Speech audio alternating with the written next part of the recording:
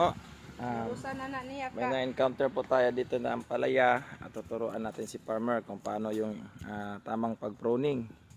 So, inanin ni siya te. Hi Dugi, alis ka dyan Dugi. Lambo.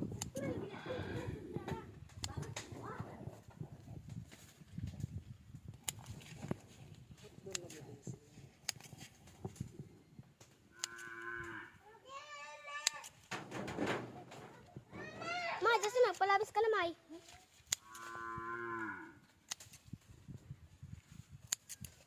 Ayaw sa ni.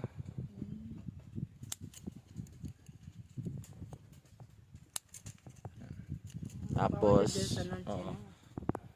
Pila ni akong gibilin, putol dia isa, duha, tulo, upat, lima. Okay na lang lima. Kinindiri mo na ng putlo niyang mother. Kuan sa iyang kuan. Oo.